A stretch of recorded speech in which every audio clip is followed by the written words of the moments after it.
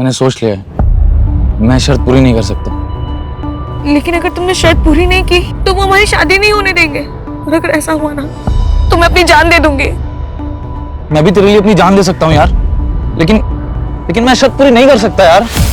एक ऐसी शर्त जो पूरी ना हो तो मौत के सिवाय और कुछ नहीं, और अगर पूरी हो तो भी जिंदगियां बचाना मुश्किल। ये कोई शर्त नहीं थी बल्कि मौत का एक खेल था। ये साल 2019 का एक दिल दहला देने वाला केस था, जिस साल को विदा देकर अब हम साल 2020 में आ चुके हैं। लेकिन गुजरा हुआ साल 2019 जब शुरू हुआ था तो उसके आगमन के साथ साथ कुछ ऐसी वारदातें सामने आई थी जिनमें कुछ जिंदगियों के लिए वो साल आखिरी साबित हुआ था, और इन सब की वजह बनी थी वो शर्त। 55, 56, 57, 58, 59, Happy New Year!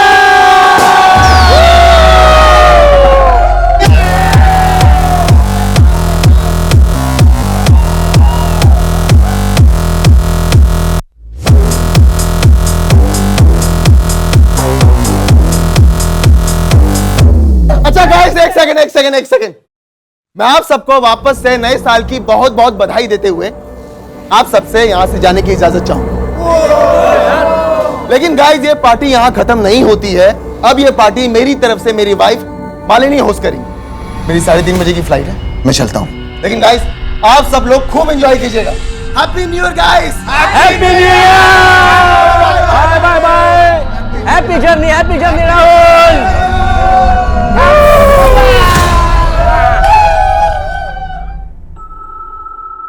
राहुल, तू तो चला जाएगा पर तेरी बहन अभी तक नहीं आई।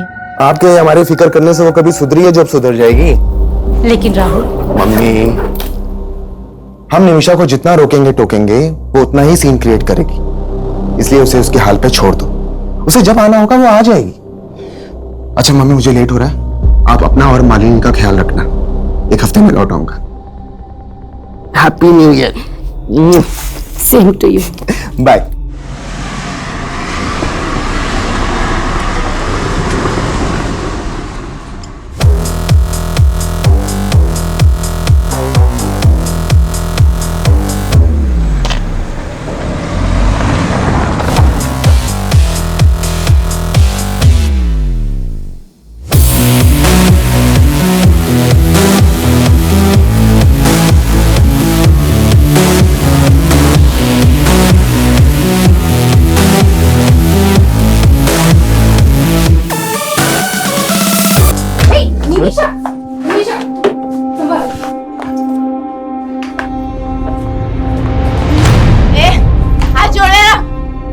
हिम्मत कैसे मुझे छूने की?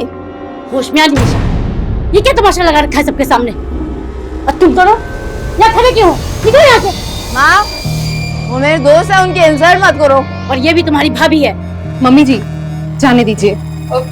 Everyone, we are so sorry. हमारी वजह से आज आपकी पार्टी खराब। भाभी ji, it's okay, no problem. चलो निकलते, चलो। तुम दोनों नहीं जाओगे क्या? तुमने बिगाड़ा है इसे। रुको, तुम लोग कहीं नहीं जाओगे। हम यही पार्टी करेंगे इन लोगों की आंखों के सामने।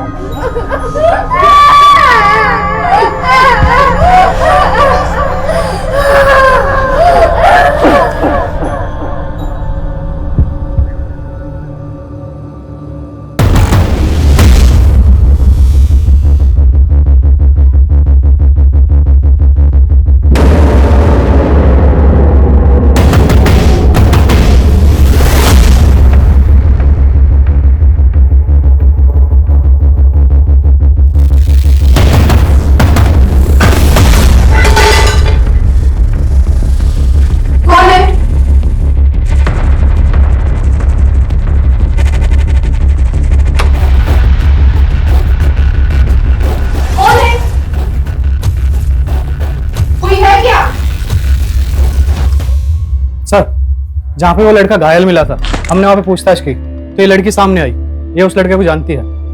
साहब, साहिल है वो। कहाँ है? मुझे उससे मिलना है। अभी बेहोश है लेकिन जल्दी होश में आ जाएगा। वैसे तुम क्या लगती हो उसकी? मैं दोस्त हूँ उसकी। कितने टाइम से जानती हो उसको? कुछ महीनों से ही जानती हूँ। और रहता कहाँ है वो? उस्मानपुर में, लेकिन मुझे पता नहीं मालूम, उसने कभी बताया नहीं। साहब एक बार देख लो उसे। ठीक।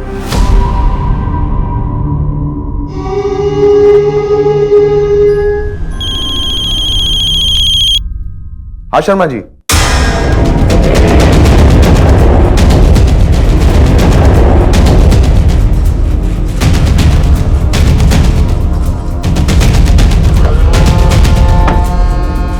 पीछे रही, पीछे रही।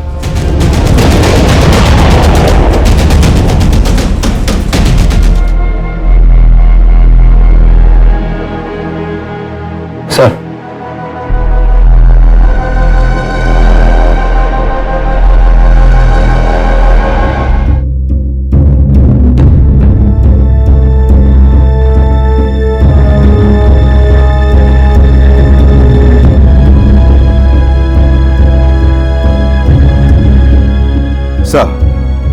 इन 2 मर्डर के साथ साथ इस घर में लूट भी हुई है। 2 कत्ल हुए हैं, लूट हुई है। ये दोनों फीमेल्स यहाँ पे अकेली रहती थी? नहीं सर, एक बेटा राहुल और उसकी बहन निमिषा भी रहती है। राहुल कल मीटिंग के लिए सिंगापुर गए, उसको इन्फॉर्म किया है। और उसकी बहन निमिषा? सो उसका पता नहीं, और उसका फोन भी नहीं लग रहा है। ऐसे भी उसको अपने फैमिली की कुछ पड़ी नहीं है। मतलब? सर हमारी सोसाइटी में 5 घर हैं और हर साल एक घर का नंबर आता है जो न्यू ईयर की पार्टी देता है। कल न्यू ईयर की पार्टी शुरू हुई तो राहुल निकल गया क्योंकि उसको सिंगापुर जाना था। और उसके बाद उसकी बहन नशे की हालत में अपने दोस्तों के साथ आई थी। तुम लोग कहीं नहीं जाओगे, हम यही पार्टी करेंगे। तेरी पार्टी तो मैं ही बुलाती हूँ। चल जरा, तुम लोग पार्टी। मेरे दोस्त हैं वो लोग। ये लोग मुझे छोड़ के कभी नहीं जाएंगे, और मैं तुम लोगों को छोड़ के अभी जा रही हूँ।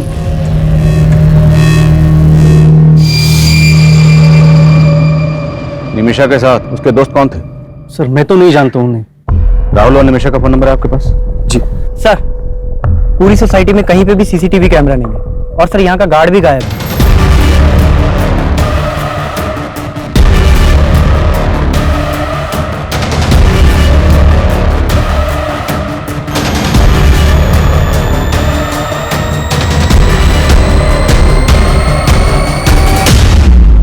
नाम क्या गार्ड का? Jaidev Mishra, ASA security agency से हायर किया है। सर एक दिन उसका राहुल से बहुत बड़ा झगड़ा भी हुआ था। कैसा झगड़ा? राहुल की वाइफ मालिनी को लेकर झगड़ा हुआ था। मालिनी के साथ बदतमीजी कर रहा है, छोड़ूंगा नहीं। तो गार्ड को निकाला क्यों नहीं उसी वक्त? सर उसने माफी मांगी तो उसको फिलहाल नोटिस पीरियड पे रखा हुआ था।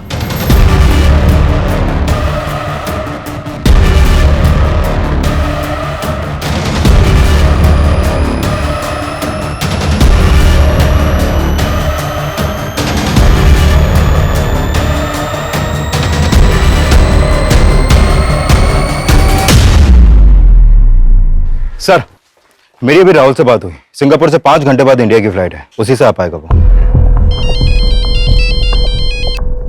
प्रकाश, सर वो गार्ड अपने घर पे नहीं मिला है। उसके एक पड़ोसी ने बताया कि वो अभी थोड़ी देर पहले घर से निकला है। हो सकता है भागने की फिराक में हो। सभी बस स्टैंड और रेलवे स्टेशन पर उसकी फोटो सर्कुलेट करवा। ठीक है सर। गार्ड और निमिषा अपनी माँ और भाभी से झगड़ा करके घर चली। अब वो भी गए, पता करो वो कहाँ, और उसके दोनों दोस्त, उनके बारे में पता करो। सर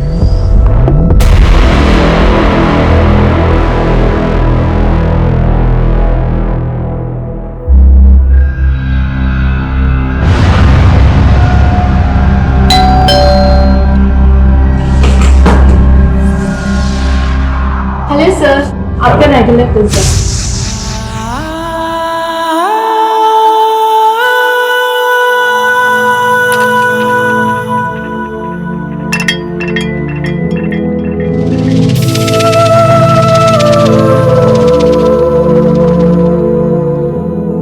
कैसा है? बहुत अच्छा है। चांदनी चौक से खरीदा है, पूरे 200 रुपए में। चांदनी चौक? हमें तो कभी नहीं लेके गए तुम चांदनी चौक। अकेले हो क्या गए? अरे यार, तुझे तो मैं कुल्लू मनाली लेके जाऊंगा। पहले एक बार शादी तो कर ले, और मैं तुझे जहन्नुम पहुंचाऊंगा। साले तेरी तो। भाई छोड़ से। साले तो तुम हो इसके, होने वाला बहनोई है तुम्हारा, समझे? अगर ऐसा हुआ ना बहन रहेगी ना बहनोई, दोनों को काट के फेंक दूंगा, समझी? साले मैं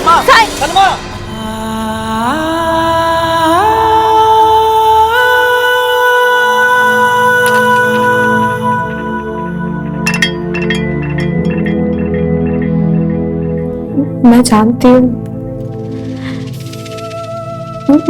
हूँ, तुम्हारा गुनहगार कौन है, लेकिन मैं कुछ नहीं कर सकती। मैं मजबूर हूँ, मैं कुछ नहीं कर सकती। मुझे माफ कर देना साहिल।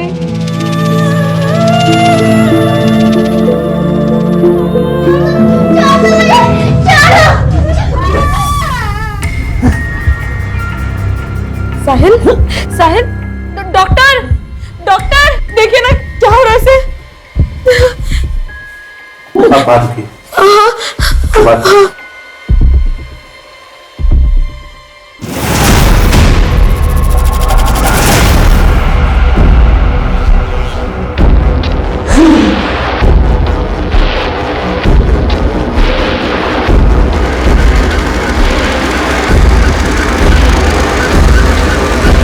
सर वो guard Anand Vihar bus stop से यूपी की बस पकड़ने की फिराक में था, लेकिन उससे पहले हमारी टीम ने उसे दबोच लिया। बस आधे ही घंटे में वो गार्ड यहाँ पर होगा सर। साहब मैंने कुछ नहीं किया। साहब मैंने कुछ नहीं किया। मैं डर गया था कि आप लोग मेरे ऊपर शक करो। राहुल की वजह से तुझे नौकरी छोड़ने का नोटिस मिला था, इसी बात का बदला लिया ना तूने। और राहुल की बीवी के ऊपर तेरी बुरी नजर थी ना। मैडम ने गलत सोच लिया था साहब। अरे भैया वो वाली इंग्लिश फिल्म जरा हमको भी दिखाओगे क्या? भैया बड़ा मजा आएगा, हम कहते थे। Madam sorry. हाथ कैसे लगाया तुमने? और फिर राहुल साहब ने भी आके बेकार में बजा दिया। उस वक्त तू ड्यूटी पे था ना, फिर तेरी ड्यूटी पे रहते इतना बड़ा कांड कैसे हो गया? साहब मानता हूँ कि मैं ड्यूटी पे था, लेकिन उस रात मैंने थोड़ी सी पी ली थी साहब। सुबह जब आँख खुली तो राहुल साहब का घर का दरवाजा खुला दिखा साहब। वहां जाके देखा तो अंदर 2 लाशें पड़ी थी साहब। मैं डर गया कि पुलिस मुझे पकड़ ली और फिर मैं भाग गया साहब वहां से। तू भागा इसलिए था क्योंकि तूने किलर्स को एंट्री दी थी। तू भी उनके साथ मिला हुआ था ना। चल सच सच बता, और कौन कौन शामिल है इस कांड में, और ये लूट का माल कहां रखा है? मैं सच बोल रहा हूँ साहब, मुझे कुछ नहीं पता। हमने उस गार्ड को बहुत तोड़ा, लेकिन वो कुछ उगल नहीं रहा। क्या आपको किसी और पर शक है? सर उस आदमी पर भरोसा मत कीजिए सर, पक्का उसी ने कुछ किया है सर, तभी तो वो भाग गया था। आपकी बहन निमिषा कहाँ है? हमें पता चला है कि आपकी बहन की आपकी माँ या आपकी बीवी किसी से नहीं बनती थी, सब उससे परेशान थे। और जिस दिन वो घर से गई उस दिन भी आपकी माँ और बीवी से झगड़ा करके गई। सर आप कहना क्या चाहते हैं? सर वो मेरी बहन है, माना कि वो थोड़ी बिगड़ैल थी, लेकिन सर वो ऐसा कुछ नहीं कर सकती। सर प्लीज आप उसे ढूंढिए। आप हमारी मदद कीजिए। आप निमिषा के दोस्तों के बारे में कुछ तो जानते होंगे। सर मैं हमेशा अपने बिजनेस में बिजी रहता था, और फिर निमिषा को भी पसंद नहीं था कि कोई उसकी पर्सनल लाइफ में इंटरफेयर करे। हमें आपकी बीवी और माँ की कलाई पर ये कुछ मार्क्स मिले। इन मार्क्स से रिलेटेड आपको कुछ भी पता है? ध्यान से देखिए, छोटी से छोटी इंफॉर्मेशन भी हमारे लिए बहुत काम की हो सकती है। सर मेरी तो कुछ समझ में नहीं आ रहा है सर, एक ही झटके में मेरी पूरी फैमिली।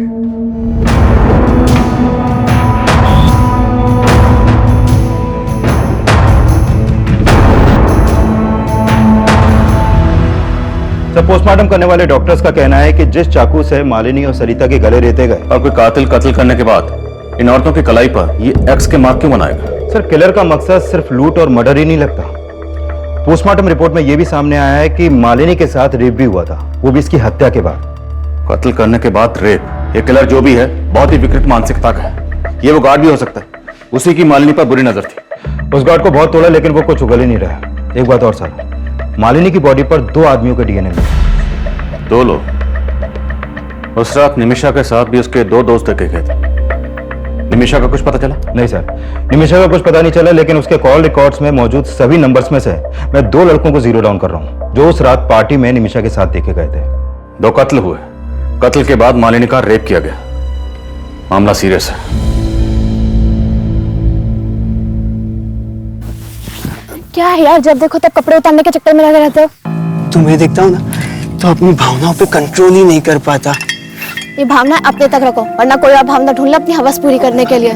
सुनो सिद्धिका रुको ना।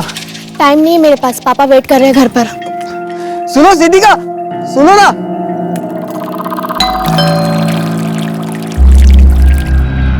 हेलो सर, हेलो, आपका रेगुलर पिज्जा। Thank you. चाय पियोगी? No thank you sir. आप रोज मेरी खिदमत करती हो, ये पिज्जा लेकर आती हो, मुझे भी तो मौका दो। सर, निमिषा के कॉल रिकॉर्ड में जितने भी नंबर मिले हैं उनमें से मैंने इन 2 लड़कों को जीरो डाउन किया और सब पड़ोसियों ने भी कंफर्म किया है कि यही दोनों लड़के उस रात निमिषा के साथ देखे गए थे। सर, ये है मनोहर, लेकिन इसका फोन बंद है अभी और इसके फ्लैट पर भी कोई नहीं है। और ये है रुपेश, ये मिल गया है सर, हमारी कस्टडी में है। सर मुझे मालूम नहीं कि सर निमिषा कहाँ है सर। और मनोहर, वो कहाँ है? मनोहर? कौन मनोहर सर? तो जो मनोहर को घर लेकर गई थी ना निमिषा, कहाँ है मनोहर? निमिषा उसे मनु बुलाती थी सर, मुझे मालूम भी नहीं कि उसका नाम मनोहर है सर। निमिषा मनु का दोस्त है, इसके अलावा मुझे उसके बारे में कुछ मालूम नहीं सर। तो फिर उस रात निमिषा को कहाँ लेकर गए थे तुम दोनों? वो हमें लेके गई थी सर, मैं तो बस उसके साथ था। अरे मम्मी नहीं होती ना तो आज हाथ उठ जाता मेरा उन पे, बेकार में जड़ दिया यार। अबे ये सब छोड़ो यार, अब ये बताओ हम कहाँ जा रहे हैं? जान लूं मैं। अबे तू छोड़ना यार, तू पुड़िया लेकर आना यार अंदर से। अल्कोहल के ऊपर ड्रग्स लेगी, अबे मर जाएगी। अरे यार, तेरे हिस्से की उम्र खा रही हूँ क्या मैं? तुम्हार अनु, तुम मुझे घर ड्रॉप कर दे यार। ड्राइवर समझाए क्या? चल निकल। मैं बहुत मुश्किल से घर पहुंचा था, मुझे नहीं पता कि उसके बाद वो दोनों कहाँ गए थे। मतलब तो खुद को भी बचा रहा है और मन्नू को भी। बेटा सच तो ये है कि उन थप्पड़ों का बदला लेने के लिए तूने और मन्नू ने मिलकर पहले निमिषा की भाभी और माँ को मारा और फिर निमिषा को भी गायब कर दिया। सर ऐसा नहीं है सर। सर मुझे तो कहानी कुछ और ही लग रही है सर। कौन सी कहानी? निमिषा अपनी माँ और भैया भाभी से बहुत तंग थी सर, और मनु निमिषा के लिए कुछ भी कर सकता था सर। मतलब तू कहना चाहता है कि निमिषा ने मन्नू के साथ मिलकर अपनी माँ और भाभी को मरवा दिया और फिर अपनी भाभी का रेप भी करवा दिया? देख, तेरा डीएनए टेस्ट होगा तो सब कुछ सामने आ जाएगा। उससे तो अच्छा है कि तू ही उगल दे। सर मैंने कुछ नहीं किया सर, मेरी बात मानिए सर, मैंने कुछ नहीं किया सर।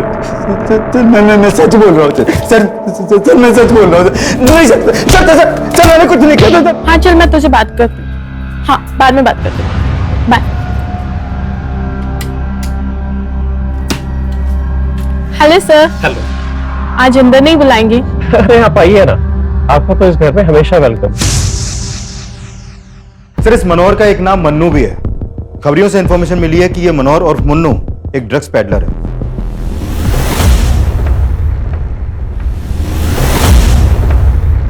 मैंने अपने खबरियों को मन्नू का ठिकाना पता करने के लिए लगवा दिया है और ड्रग्स डीलिंग से जुड़े केसेस के जितने भी हिस्ट्री शीटर्स हैं उन सबको भी उठवा रहा हूं मैं। निमिषा की एक ड्रग पेडलर से दोस्ती, लेकिन उसकी अपने घर में किसी से नहीं बनती, न माँ से न भाभी से। और राहुल ने हमें बताया कि वे सब के लिए राहुल को जिम्मेदार मानती थी। इनके घर के जरा अंदरूनी हालात पता करो, हो सकता है ये अंदरूनी मामला और क्राइम को इस तरह अंजाम दिया गया ताकि लगे कि बाहरी मामला।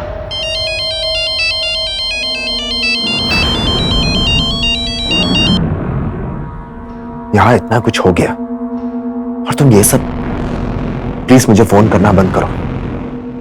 तुम्हें पता है यहां क्या क्या हुआ है? सर, अगर ऐसा है तो इन लाशों पर एक्स मार्क्स की कहानी हमें भटकाने की कोई चाल हो सकती है। अभी तक तो ऐसे ही लग रहा है, बट यू नेवर नो, हो सकता है इन एक्स मार्क्स के पीछे भी कोई और ही कहानी छुपी है। Find out. Okay sir.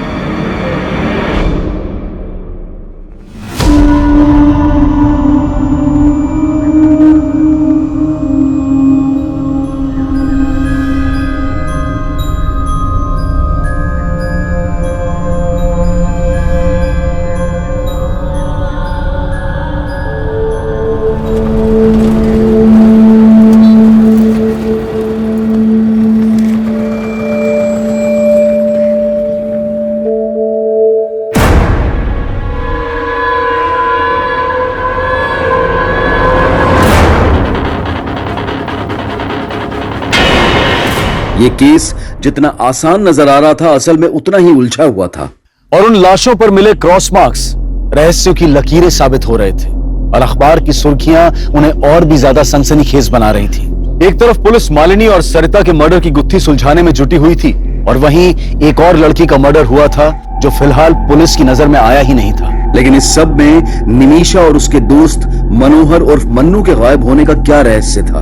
एक तरफ पुलिस निमिषा को भी विक्टिम मान रही थी और वहीं निमिषा के गायब होने की यह थ्योरी भी बनाई जा रही थी कि कहीं इन मर्डर्स में निमिषा का हाथ तो नहीं था। लेकिन इस केस में सबसे चौंकाने वाली बात मालिनी की लाश के साथ हुए रेप का खुलासा था। लिहाजा इस एंगल को मालिनी से जुड़ी बातों से जोड़ना लाजमी था। और फिर इस केस में कुछ ऐसा मिला जिसने पुलिस की थ्योरी को फिर से बदल दिया।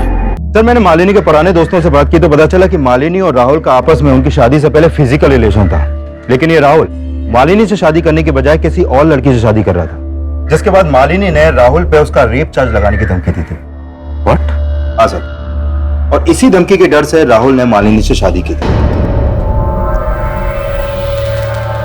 सर, आपको कोई गलतफहमी हुई है। शादी करना चाहता है तो किसी और से, लेकिन करनी पड़ गई मालिनी से, है ना?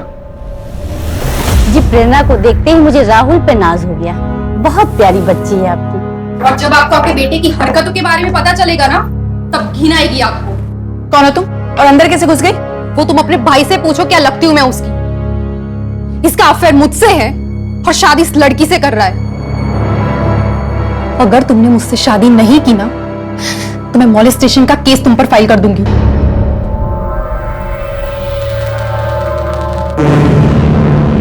जो भी हुआ, लेकिन सर अब मैं मालिनी को अपनी बीवी स्वीकार कर चुका था। और तेरी गर्लफ्रेंड प्रेरणा, उससे तब भी टच में हो ना? झूठ मत बोल, तेरे कॉल रिकॉर्ड्स हैं हमारे पास। राहुल, मुझे तुमसे मिलना है। प्लीज प्लीज देखो, मना मत करना। यहाँ इतना कुछ हो गया और तुम ये सब। प्लान बड़ा अच्छा था तुम्हारा।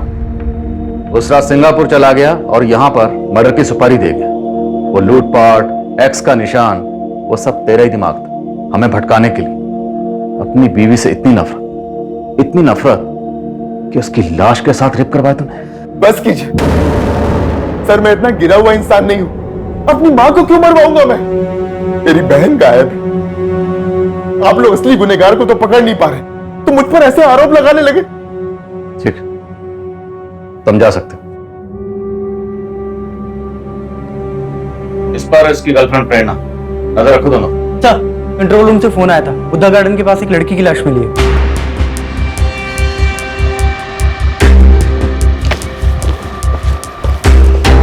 पीछे हटिए। प्रकाश, लाश की हालत देख के लग रहा है कि इसका मर्डर 2-3 दिन पहले ही हुआ है। 5 एक्स मार्क्स। क्राइम सीन पे इस लड़की की पहचान की कोई लीड नहीं मिली है। और ये देखे सर, इस लड़की के हाथों पर भी वैसे ही एक्स मार्क्स हैं जो मालिनी और उसकी साथ सरिता जी के हाथों पर थे। सर, उस डबल मर्डर और एक्स मार्क्स की खबरें अखबारों में बहुत छप रही हैं। तो हो सकता है कि किसी ने उन मर्डर्स का मोडस ऑपरेंडी इस्तेमाल करके इस लड़की को मारा हो।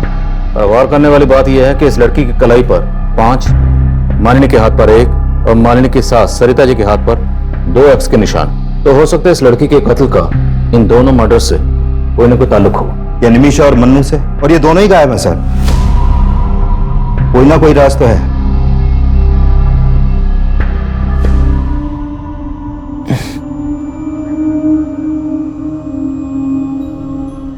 साहिल, साहिल, नर्सी आंखें खोल रहा है। साहिल, साहिल, साहिल, हाँ हाँ आंखें खोलिए। मैं सलमा, सलमा, मेरी तरफ देखिए ना साहिल, देखिए मैं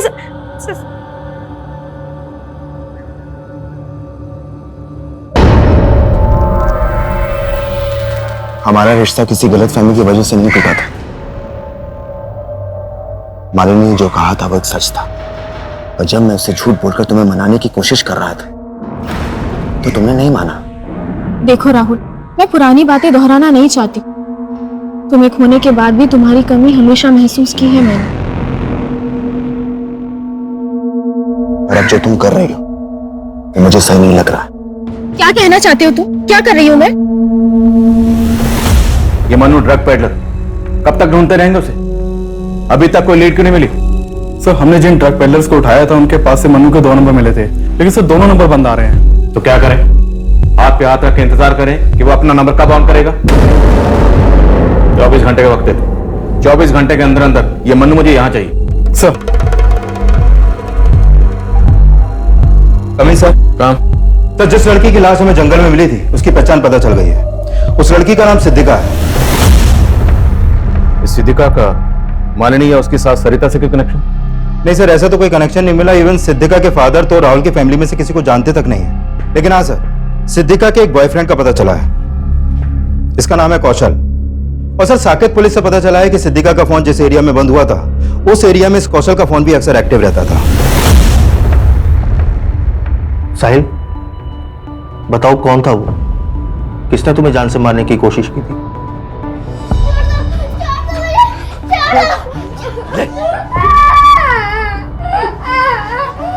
क्या हुआ साहिल? बताओ, किसने हमला किया था तुम्हारे ऊपर?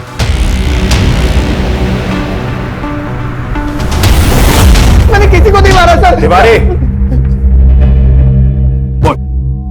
सर, मैं तो सिद्धिका से बहुत प्यार करता था, मैं उसको क्यों मारूंगा? जहां पर सिद्धिका की लाश मिली वहीं पर तू उससे मिलता था। और जिस दिन जिस एरिया में सिद्धिका का मर्डर हुआ, उस दिन उसी एरिया में तेरा फोन भी एक्टिव था। वो उस दिन मुझसे मिलने वाली थी, मैं वहां गया तो वो वहां पे नहीं थी और उसका फोन भी बंद आ रहा था। सर, सच बता रहा हूं, मुझे कुछ पता नहीं उसके साथ क्या हुआ है। सर, नहीं मारा मैंने किसी को।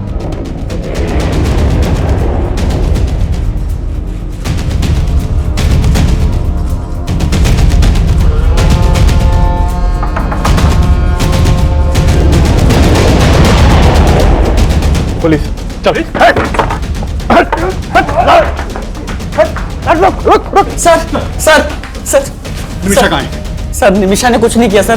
सर, मैंने भी कुछ नहीं किया। जो पूछ रहा हूँ वो बता, निमिषा कहाँ है?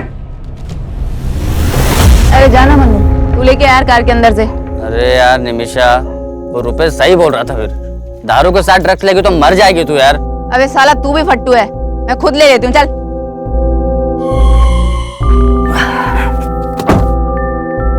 निमिषा, ए निमिषा, निमिषा,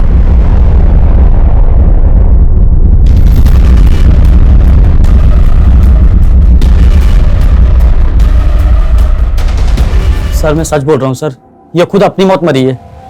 मैं बहुत डर गया था सर, इसलिए मैंने इसकी लाश यहाँ लाके फेंक दी, पर मैंने किसी को नहीं मारा सर। मैंने कोई मर्डर नहीं किया, कोई मर्डर नहीं किया।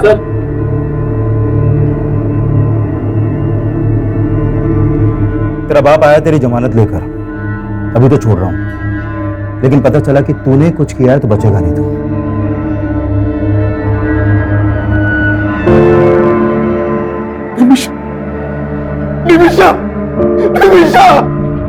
निमिषा की पोस्टमार्टम रिपोर्ट से यह सामने आया था कि निमिषा की मौत ड्रग्स की ओवरडोज की वजह से हुई थी, लेकिन इसका मतलब यह भी नहीं था कि पुलिस मनोहर और मन्नू पर भी पूरी तरह से भरोसा कर रही थी। वहीं राहुल, प्रेरणा, रुपेश और सिक्योरिटी गार्ड जयदेव भी।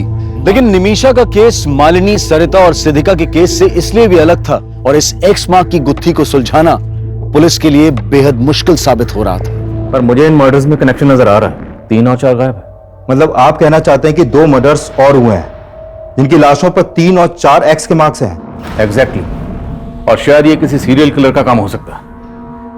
1X, 2X और 5X, बीच में 3X और 4X गायब है। आसपास के थानों में पता करो।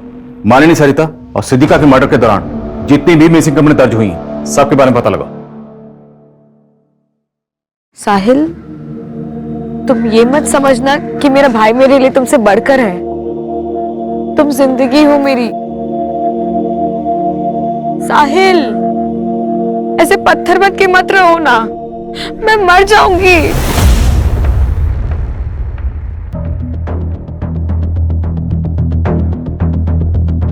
जय सर। लेकिन अभी भी इन तीनों केसेस की कड़ियां आपस में ठीक से मिल नहीं रही हैं। सिद्धिका, सरिता और मालिनी के बीच में हमें कोई कनेक्शन नहीं मिला, लेकिन इन तीनों वारदातों के बीच में कोई ना कोई कनेक्शन जरूर है, और वो कनेक्शन क्या है इसका हमें पता लगाना है। हेलो सर, योगेंद्र शर्मा के पड़ोसियों से पता चला है कि काफी टाइम पहले तक यहाँ पर एक मेड भी काम करती थी, जो काफी दिनों से यहाँ पर नहीं दिखी। कौन थी वो मेड, और उसका इस कत्ल से क्या ताल्लुक? सर, उस मेड के बारे में तो यहाँ पर ज्यादा लोग नहीं जानते, लेकिन एक कॉमन बात का पता चला है। हाँ सर, योगेंद्र जी मेरे दूर के कजिन थे। आपके दूर के कजिन का कत्ल भी ठीक उसी वक्त हुआ जिस वक्त आपकी पड़ोसन। ये इत्तेफाक हमें कुछ समझ में नहीं आया। सर, मुझे भी कुछ समझ में नहीं आ रहा। योगेंद्र भैया से महीनों पहले बात हुई थी मेरी। क्या बात हुई थी? उन्हें एक मेड की जरूरत थी। मैंने अपनी मेड से कहा कि एक टाइम उनके यहाँ भी काम कर लिया करे। आपकी मेड? वो तो काफी दिनों से छुट्टी पे गई हुई है। नाम क्या आपकी मेड का? सलमा। दिखने में तो बहुत सीधी सादी लगती थी। रहती कहाँ? उस्मानपुर में कहीं। एक दिन यहाँ काम मांगने के लिए आई थी तो हमने उसे रख लिया था। उस्मानपुर में एग्जैक्टली कहाँ? सब वो तो पता नहीं।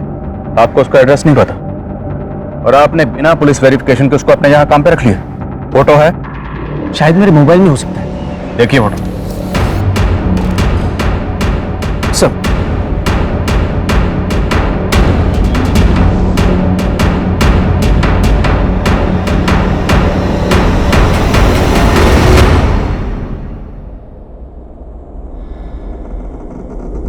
मालिनी और सरिता के पड़ोसी का दिलीप शर्मा से कॉमन कनेक्शन मिला। हो सकता है सिद्दीका से भी इस मेड सलमा का कोई कनेक्शन हो। योगेंद्र ने हमें बताया था कि सलमा उस्मानपुर में कहीं रहती। हिमांशु, पूरा इलाका छानवार और ढूंढ निकाले सलमा।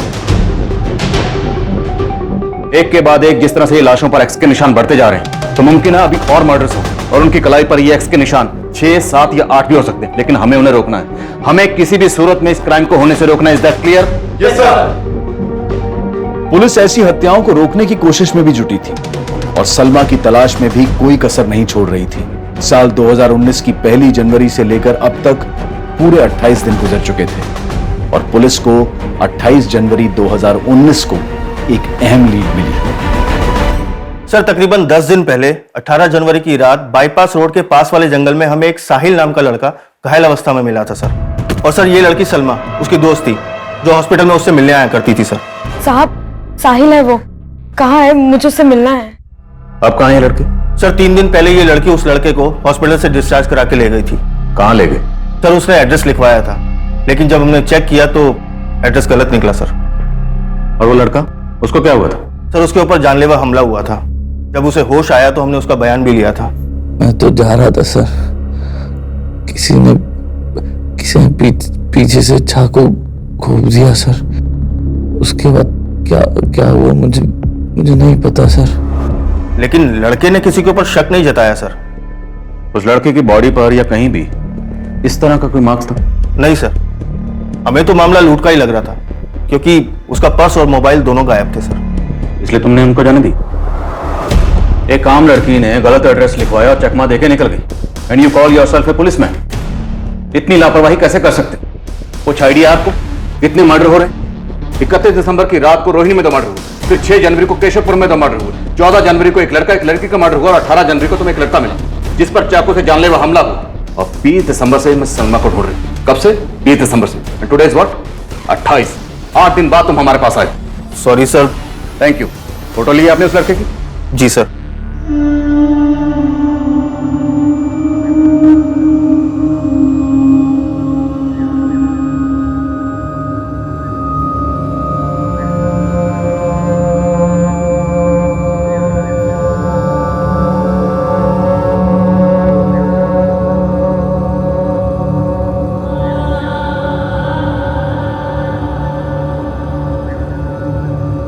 साहिल, खाना।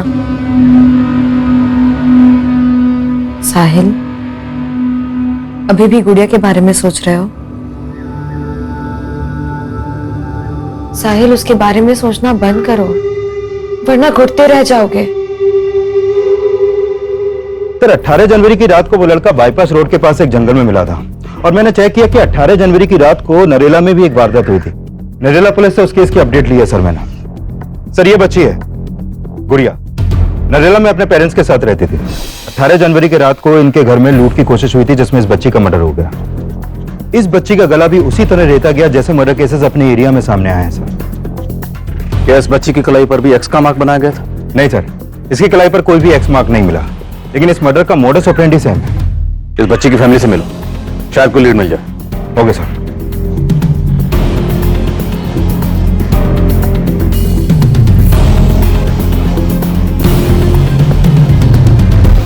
सर, उस रात हम सब सो रहे थे।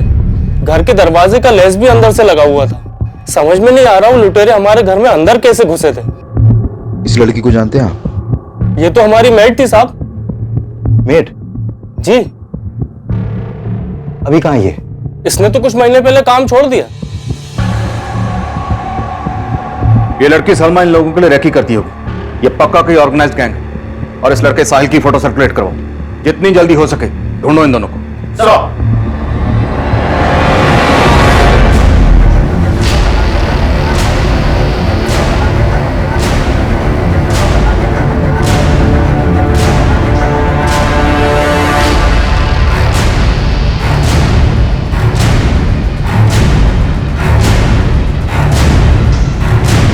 साहिल जल्दी चलो, पुलिस है।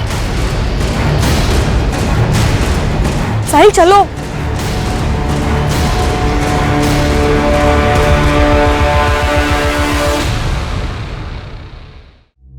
दर्द हो रहा है? बोलो, वरना ऐसी चोटें देंगे कि जिंदगी भर याद रखोगे। समझे? शुरू हो जाओ। कौन? सर 4 कत्ल के बाद उस 5वीं लड़की का कत्ल करते हुए मैं नहीं कांपा, क्योंकि उस 5वीं लड़की को मारकर मैंने सलमा की बेइज्जती का बदला लिया। उस लड़की ने सलमा की बेइज्जती की थी सर। एक चोर! रुक चोर! साहिल, साहिल क्या हुआ? तू रो क्यों रही है? उस लड़की ने मुझे थप्पड़ मारा और बहुत कुछ सुनाया। मैंने बस उसका पर्स लिया था, उसी पे वो भड़क पड़ी। चल। और फिर सलमा ने गुड़िया के घर को अपना टारगेट बनाया था, जहां मुझे आखिरी कत्ल करना था। सर मैंने नहीं सोचा था कि वहां मुझे उस बच्चे को मारना पड़ेगा।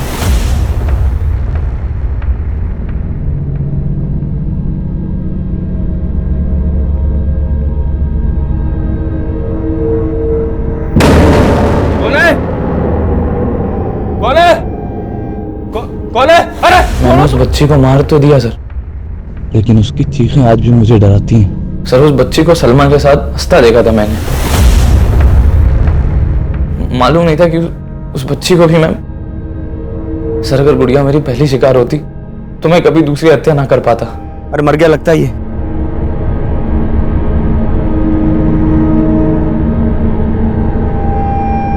चल। सर मेरी किस्मत बुरी थी जो बच गया, फल जो भोगना था। और तुमने ये सब किया क्यों? सर हम 6 मार का गैंग एक बहुत पुरानी बिरादरी है। हमें परंपरा है कि हम अपने घरों से दूर चले जाते हैं और फिर जाके तय करते हैं कि लूटना किसे।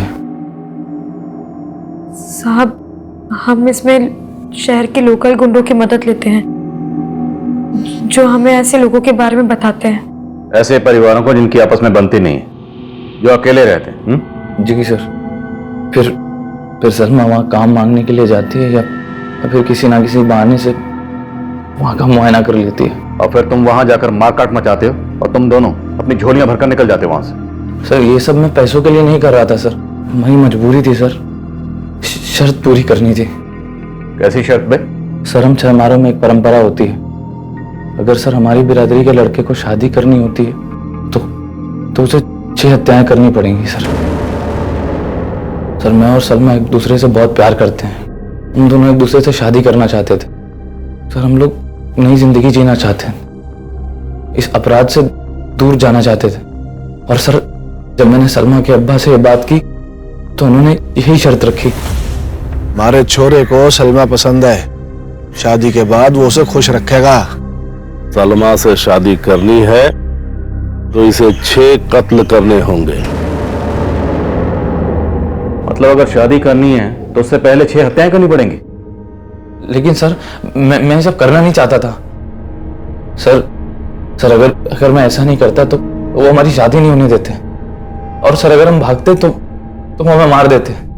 इसलिए सर हम हार गए। अपने प्यार को हासिल करने के लिए तुमने हत्याएं करने की सोच ली, यही तेरी हार थी। हाँ सर हार गया मैं, सही कह रहे हैं आप। लोगों को मारकर अपने प्यार को हासिल करने की सोच रहा था, हार गया सर मैं। अपने प्यार से, अपनी जिंदगी से हार गया मैं सर।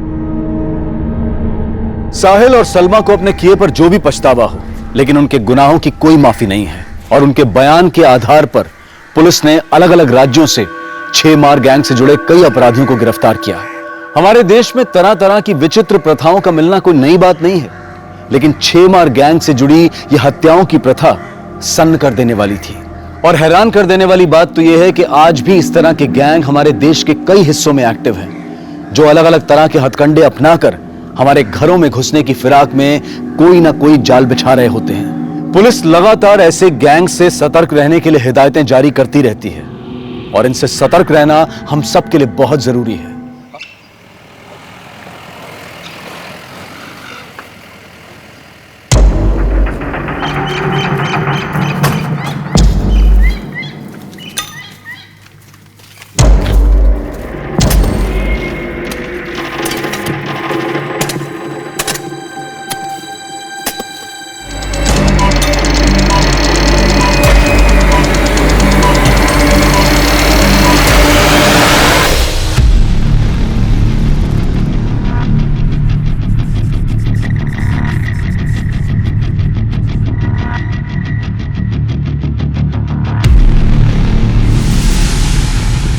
नमस्कार, आदाब।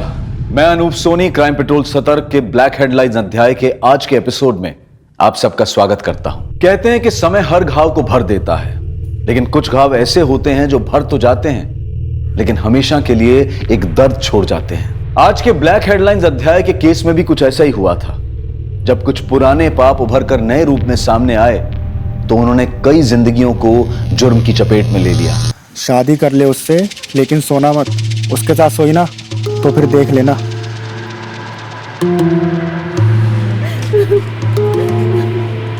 बाबा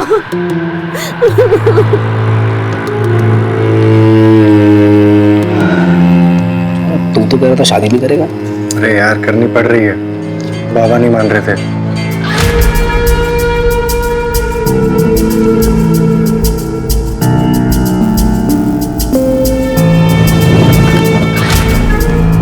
आओ सुन भाई,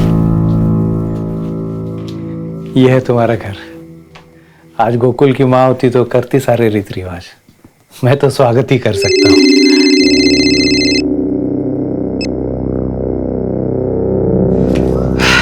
क्या साला, सबकी शादी में तू बाल्टी भर के दारू पीती और खुद की बारी आई तो बात तक नहीं किया, सीधा घुस गया घर में।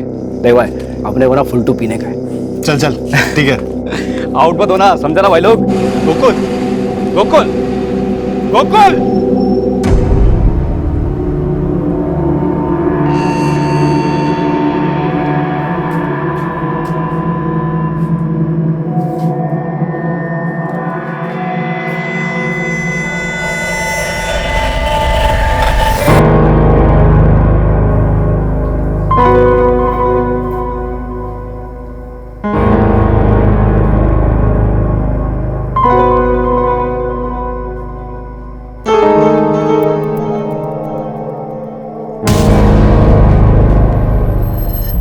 अब आज क्या हुआ है? सर दर्द है। एक और बहाना। 15 दिन हो गए हमारी शादी को। अगर यही सब करना था तो शादी क्यों की? थक गया हूं तुम्हारे बहाने सुन सुन के। कभी सर में दर्द, कभी पेट में दर्द। बहाना नहीं, आओ, सच में दर्द है।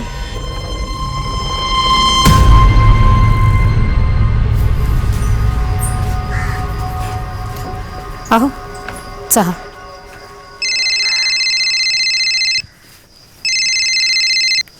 हेलो, हाँ साहब, चलेंगे ना साहब? हो साहब, मैं अब भी निकलता हूँ। मुंबई का भाड़ा है, मैं बस यूं गया और यूं आया। और वैसे भी आज की रात मेरे लिए बहुत स्पेशल है। लवकर है।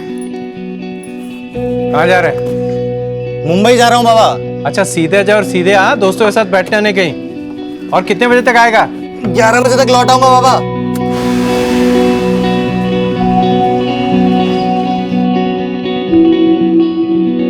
नहीं आया तुम्हारे पास भी? ठीक है, अगर वो आया या उसका फोन है तो मुझे फोन करके बता देना। उमेश कह रहा है उसके घर पे भी नहीं आया। कहाँ का भाड़ा लेकर गया था? साहब बोल के गया था कि मुंबई का भाड़ा है, रात को 11 बजे तक लौट आएगा। कल सुबह से गया सब, अब तक नहीं आया। आप गोकुल की फोटो दीजिए, उसकी गाड़ी का नंबर भी हम पता करते हैं। जी। ये किशोरी और चंद्रकांत ने गोकुल को ढूंढने में कोई कसर नहीं छोड़ी। वो रोज इस आस में पुलिस स्टेशन के चक्कर लगाते कि शायद उन्हें गोकुल की कोई खबर मिल जाए, लेकिन हर बार उनके हाथ निराशा ही लगती। गोकुल की कोई जानकारी मिली? वही कह रहे थे, अभी तक कुछ पता नहीं चला। सब मेरी गलती है, मैं ही मनहूस हूं, मेरी कुंडली में ही कोई दोष है।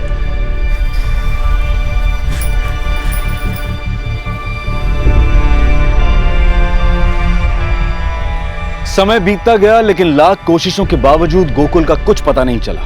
ना ही गोकुल की टैक्सी मिली और ना ही उसका कोई नामो निशान। गोकुल की पहचान समय की रेत में ढक कर रह गई और उसकी फाइल भी पुलिस स्टेशन में नए केसेस के नीचे दब गई।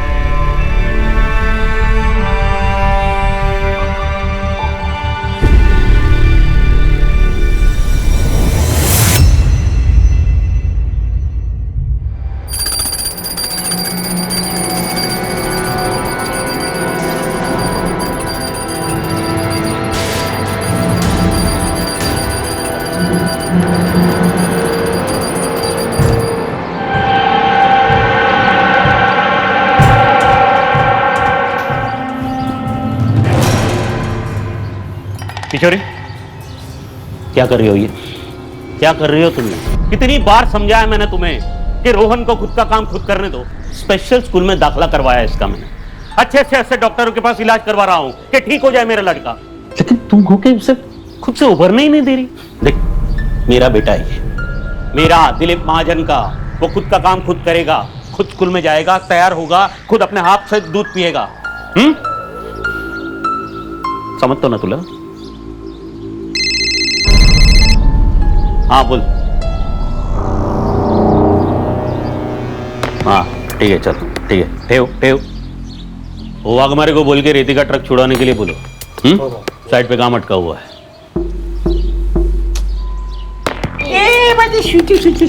चलो पापा लोग उशीर होते, ओके?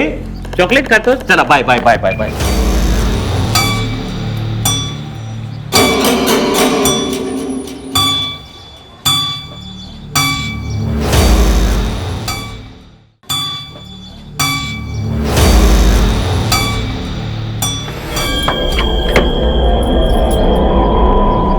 अबे सुनील, तू? चंदर, कैसा है रे? अरे पर तू था किधर? इतने सालों के बाद दिखाए? मुंबई में था यार, एक फैक्ट्री में, मोबाइल की फैक्ट्री में। पर अभी अपने को मुंबई में जमता नहीं, तो अपन इधर वापस आ गए। वो जो अपना औंध के पास एक नया मॉल खुला है ना, उधर अपना मोबाइल का शॉप डालेगा, इधर ही रहेगा। ये तो बहुत अच्छी बात है। वैसे अकेला है इधर, हम लोग के साथ नहीं लाया? शादी विधि किया किधर है, अभी सोचता है करेगा। वैसे इधर सब ठीक है ना? कोई आया गया तो नहीं? आएगा कैसे, और इधर था ही नहीं।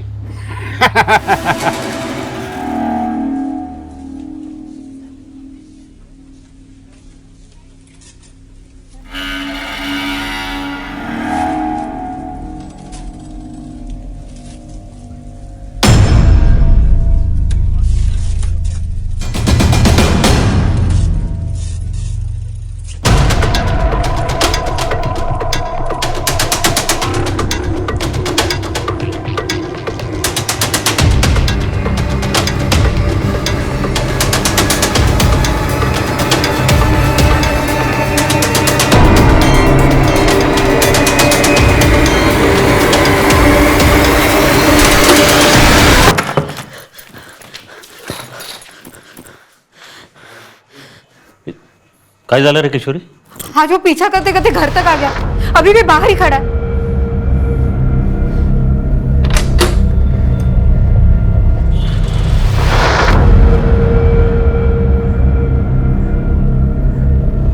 कोई भी तो नहीं बाहर?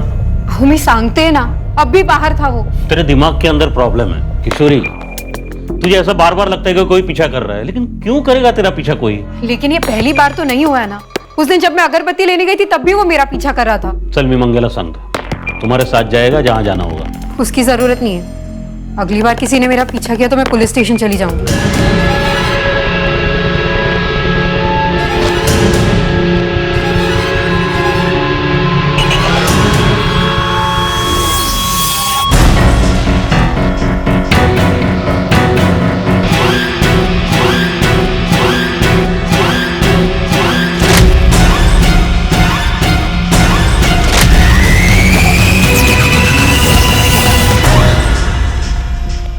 अक्सर देखा गया है कि जब भी हमारे जीवन में कोई अप्रत्याशित घटना होती है तो हमारे प्रियजन, हमारे आसपास के लोग उसे बहुत लाइटली लेते हैं। लेकिन कभी कभी इन घटनाओं में लापरवाही बरतना बहुत भारी पड़ जाता है और हम बेवजह किसी ऐसी बड़ी घटना का शिकार हो जाते हैं जो हमारी सोच से भी परे होती है। अमन, स्कूल से आते वक्त सीधे घर आ जाना, भाई खेलने मत लग जाना। Okay okay aunty, bye.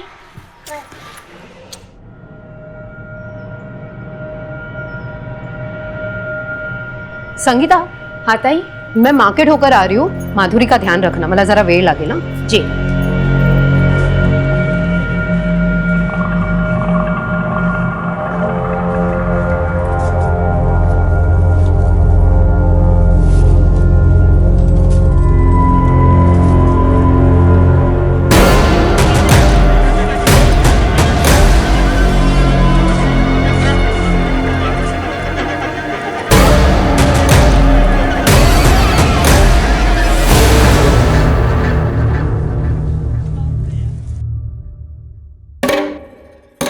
ताई, कहाँ थे आप? कब से आपको फोन कर रहे हैं? अरे फोन की बैटरी खत्म हो गई। पर झाला का इतनी क्यों परेशान है तू? रोहन बाबा अब तक स्कूल से नहीं लौटे हैं, तो साहब उनको स्कूल में देखने गए थे, तो पता लगा कि वो स्कूल पहुंचे ही नहीं थे। पहुंचा नहीं मतलब? अरे नाही रे, तिकडे बघितला मी। तुम लोग डेपो के उधर जाओ, ठीक है? हाँ, मंग्या को भी बोलो। कहाँ थे तुम? तुम्हारा फोन भी बंद आ रहा है। अरे मुझे नहीं पता, मेरी फोन की बैटरी खत्म हो गई थी। पर रोहन को टाइम मिला? पता नहीं चला अभी तक उसका कुछ। सुनो ना, लेट नहीं करते, पुलिस स्टेशन चलते। संगीता, घर का ध्यान रखो, चल। रोहन घर से स्कूल पैदल जाता है?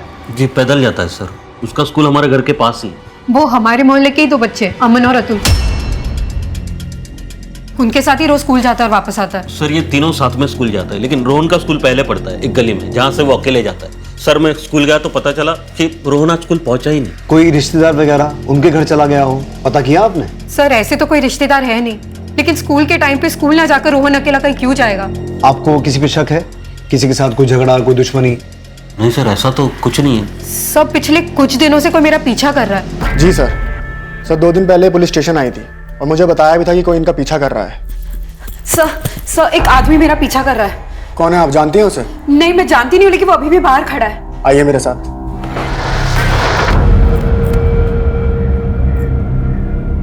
कोई भी तो नहीं है मैडम? अब भी यही खड़ा था वो। क्या हुआ?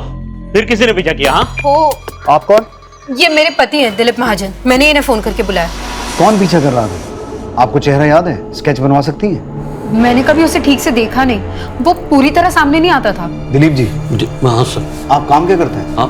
मैं कॉन्ट्रैक्टर हूँ, सिविल। तो आपको किसी का फोन आया, I mean, फिरौती के लिए? अभी तक तो नहीं सर। मेरा रोहन बहुत छोटा है सर, प्लीज उसे जल्दी ढूंढिए। आप फिक्र मत कीजिए, हम पूरी कोशिश करेंगे। आपको कोई भी इंफॉर्मेशन मिले हमें बताइए।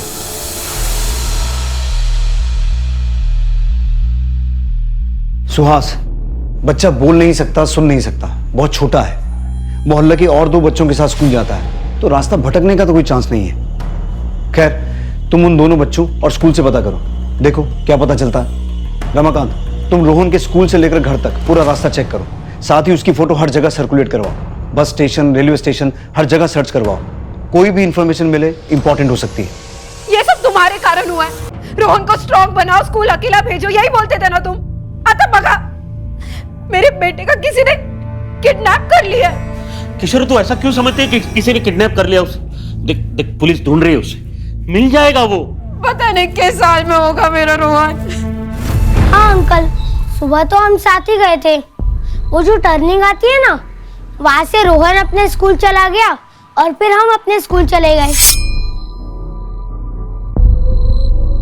और स्कूल छूटने के बाद? स्कूल छूटने के बाद वो टर्निंग पे हम वहाँ वेट कर रहे थे रोहन का, लेकिन फिर वो आया ही नहीं। बेटा, जब आप स्कूल जा रहे थे तब आपको ऐसा लगा कि कोई आपका पीछा कर रहा था? नहीं अंकल, ऐसा तो नहीं लगा।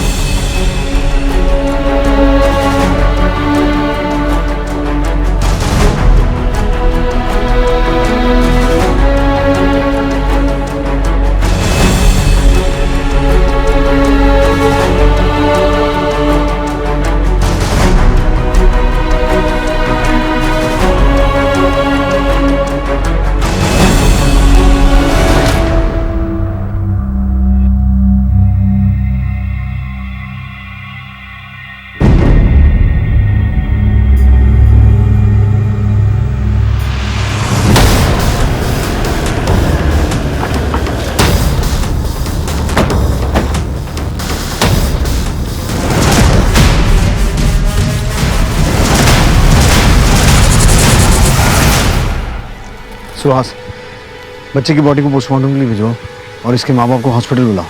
रमाकांत सर, इस जंगल और आसपास के पूरे इलाके को स्कैन करो और फोरेंसिक टीम को बुलाओ तुरंत।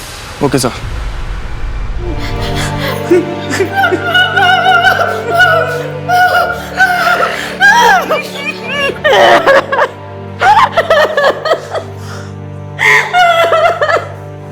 किशोर,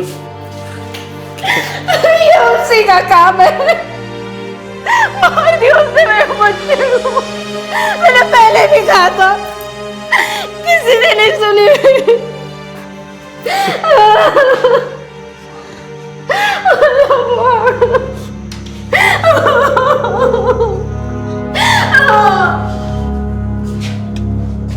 रोहन की बॉडी हमें बकोरी पास के जंगल से मिली। हम अभी इन्वेस्टिगेशन कर रहे हैं। दिलीप जी, मैं आपसे फिर एक बार पूछ रहा हूँ, कोई ऐसा है जो आपको चोट पहुंचाना चाहता हो, आपकी किसी के साथ कोई निजी दुश्मनी हो, जो आपके बेटे रोहन को इस तरह से गला दबा के मारे? सर, मैं सिंपल सा कॉन्ट्रैक्टर हूँ। मेरी किसी से क्या दुश्मनी हो सकती है सर?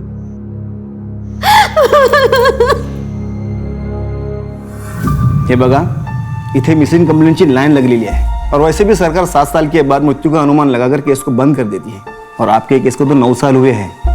फिर आपका बेटा तो जवान था, अगर जिंदा होता तो लौट कर नहीं आता। लौट कर नहीं आएगा मतलब मर गया क्या? अगर मर गया तो ऐसे पक्की खबर दो ना, तो फिर मैं बार बार आपके यहाँ नहीं आऊंगा।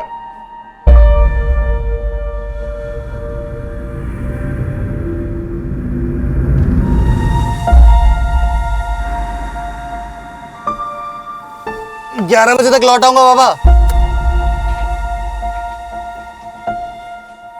स्टॉकर का कुछ पता चला? नहीं सर। अगर स्टॉकर ने ही किडनैप किया था और फिर मार दिया तो मकसद क्या था? कहीं कोई साइको किलर तो नहीं? क्योंकि फिरौती का भी कोई कॉल नहीं आया और क्योंकि बच्चा बोल नहीं सकता तो जाहिर सी बात है कि चिल्लाया भी नहीं होगा। क्या पता किलर रोहन के माँ बाप तक कोई मैसेज पहुंचाना चाहता हो। ये दिलीप और किशोरी, इनकी पूरी छानबीन करो। हो सकता है इनके इर्द गिर्द हमें कोई क्लू मिल जाए। हाँ गणेश बोल। साहब, पाटिल नगर में एक चाय वाला है, उसका ऐसे कहना है उसने एक आदमी को रोहन और उसकी माँ का पीछा करते हुए और घूरते हुए देखा है। एक काम कर, इस चाय वाले को तुरंत थाने लेकर आ। बोल सुरेश, क्या देखा तुम? साहब, एक आदमी था जो मेरी दुकान पर चाय पीने के लिए आता था। ये फोटो जो दिखाई गणेश ने, ये लड़का और उसकी माँ को वो घूरता था और उन लोगों का पीछा करता था।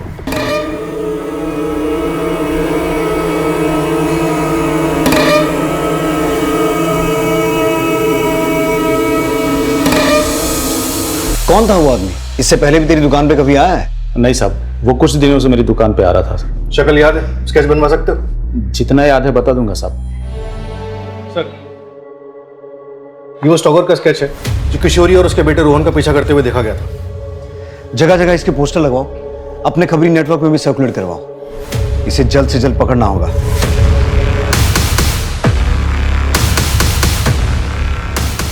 हाँ, कुछ ऐसा ही था वो आदमी जो मेरा पीछा करता था, पर इसने रोहन को क्यों? किशोरी जी, आपने तो इसे देखते ही पहचान लिया, लेकिन जब पिछली बार हमने आपसे स्टॉकर का चेहरा पहचानने की बात की थी तो आपने इनकार कर दिया था। सर, मैंने आपको पहले भी बोला था, ऐसे साफ साफ मुझे याद नहीं, क्योंकि वो कभी पूरी तरह सामने नहीं आता था। ये कौन है मैं इसे नहीं जानती।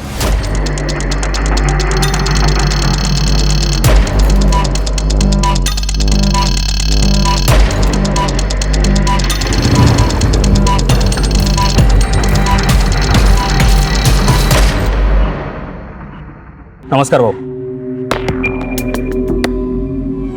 बरोबर देख ले, पुलिस ढूंढ रही है इसे। उससे पहले तुम्हें उसे ढूंढना है। आप टेंशन मत लो भाऊ, हो जाएगा।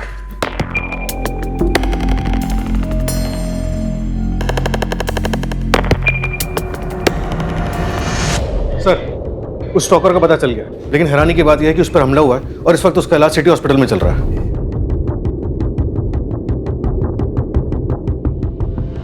आदमी का नाम सुनील है और उस पर चाकू से वार किया गया था। हथेलियां बाहर आ चुकी थी।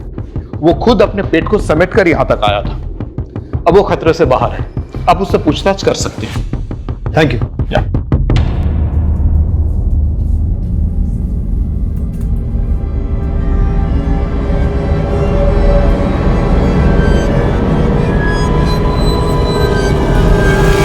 नाम है तेरा? सुनील साहब। ये क्या हुआ, कैसे हुआ? अपन पैदल अपने घर वापस जा रहा था, तभी रास्ते में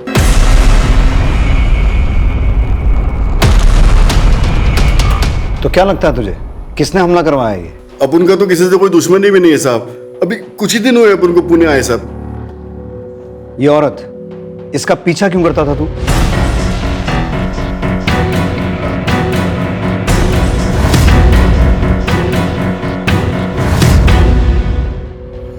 साहब, इस औरत का चेहरा अपन की रिश्तेदारी में एक औरत से मिलता है साहब, लेकिन 3-4 दिन पीछा करने के बाद अपन को लगा कि ये वो औरत नहीं है, तो अपन ने पीछा करना छोड़ दिया साहब। जब तुझे लगा कि तू इसे जानता है तो रोक के पूछना चाहिए था ना। अब साहब ऐसे कैसे रास्ते में किसी लेडीज से बात करता साहब? किसी लेडीज का पीछा कर सकता है लेकिन उसे रोक के पूछ नहीं सकता। और ये बच्चा इसे जानता है? हाँ साहब, ये भी इसी औरत के साथ ही रहता था साहब। पर हुआ क्या है साहब? मर्डर। पहले इस बच्चे को किडनैप किया गया, फिर मारा गया, और तू इस बच्चे को और इसकी मां को फॉलो करता था। अब तेरे ऊपर अटैक हुआ है। क्या कनेक्शन क्या है? कोई कनेक्शन नहीं है साहब। अपन तो बस एक आध बार इस औरत का पीछा किया साहब, अपन तो इसको जानता भी नहीं। तू रहता कहाँ है? तेरी फैमिली में कौन कौन है? साईं मंदिर के पास दूसरा गली में रहता है साहब। अभी 15 दिन पहले ही पुणे आया साहब। उसके पहले मुंबई में रहता था साहब, एक मोबाइल कंपनी में काम करता था। सर ये पक्का झूठ बोल रहा है। अगर इसने पीछा करना बंद कर दिया होता तो किशोरी महाजन कांस्टेबल रमाकांत के पास कंप्लेंट करने क्यों आती? सर, एक आदमी मेरा पीछा कर रहा है। कौन है, आप जानते हैं उसे? अभी तो ये सुनील जोशी हमारा प्राइम सस्पेक्ट है, क्योंकि इसे रोहन और उसकी मां किशोरी का पीछा करते हुए देखा गया था, लेकिन इसका मोटिव नजर नहीं आ रहा है। एक काम करो, एक कांस्टेबल तैनात करो इसकी निगरानी के लिए, और हॉस्पिटल वालों से कहो कि जब इसे डिस्चार्ज दें पहले हमें इन्फॉर्म करें। फिलहाल के लिए पुणे में जहां ये रहता है उसके आसपास और मुंबई से इसका बैकग्राउंड चेक करवा। सर मैंने किशोरी और दिलीप के घर काम करने वाली मेट संगीता से बात की। क्या कहा उसने? मेरा नाम तो नहीं आएगा ना, नहीं तो मेरा काम छूट जाएगा। संगीता तू टेंशन मत ले, जो जानती है सच बता दे, तुझे कुछ नहीं होगा। मेरे को तो लगता है कि दिलीप साहिब रोहन बाबा से प्यार ही नहीं करते थे। बार बार समझा ना कि उसे खुद का काम खुद करने दो। कौन सा पाप किया था कि मुझे ऐसा बेटा पैदा हुआ? मेरे मैं जहां भी जाता हूँ लोग बोलते दिलीप भाव को लड़का दिखो, बोल नहीं सकता, सुन नहीं सकता। अच्छा था पैदा होते ही मर जाता।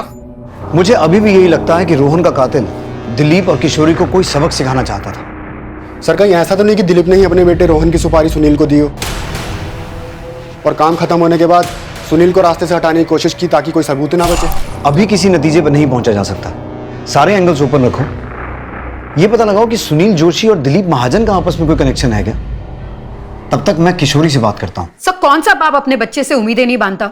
वो रोहन को अपनी तरह काबिल बनाना चाहते थे, इसका मतलब ये थोड़ी ना कि वो अपने बच्चे को मार देंगे। देखिए, मैं आपसे एक सीधा और सिंपल सवाल पूछ रहा हूं, क्या दिलीप सुनील पर जानलेवा हमला करवा सकते हैं? क्या रोहन की हत्या इससे जुड़ी है? आप लोग कुछ भी अनाप शनाप बोल रहे हैं। मेरा बेटा मुझसे छिन गया है, मेरी जिंदगी बेकार हो गई और आप लोग हमें ही परेशान कर रहे हैं, मेरे पति पर शक कर रहे हैं। देखिए किशोरी जी, हम आपको परेशान नहीं कर रहे हैं, आपके बेटे के कातिल को ढूंढने की कोशिश कर रहे हैं, इसलिए हमारे सवालों का सीधा सीधा जवाब दीजिए।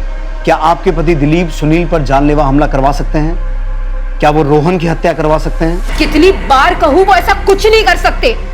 वो बहुत अच्छे इंसान है। हाँ, उनका गुस्सा तेज है, लेकिन मुझसे बेहतर उन्हें कोई नहीं जानता। अगर वो नहीं होते तो मैं आज जिंदा नहीं होती।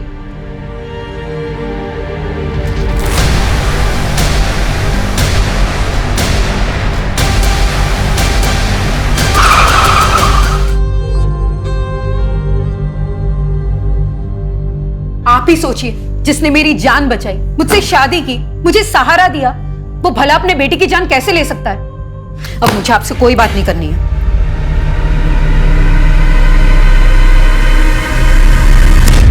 ही इज फिट नाउ, हम उसे डिस्चार्ज दे रहे हैं, आगे आप देख लीजिए। अभी के लिए तुझे जाने दे रहे हैं, लेकिन ये मत समझना हमारी नजर नहीं रहेगी तुझ पे। हमें बिना बताए तो शहर से बाहर नहीं जा सकता, और रोज थाने आना पड़ेगा तुझे हाजिरी देने के लिए, समझा? ठीक है साहब, अपन आ जाएगा रोज आपसे मिलने। अभी चलता है।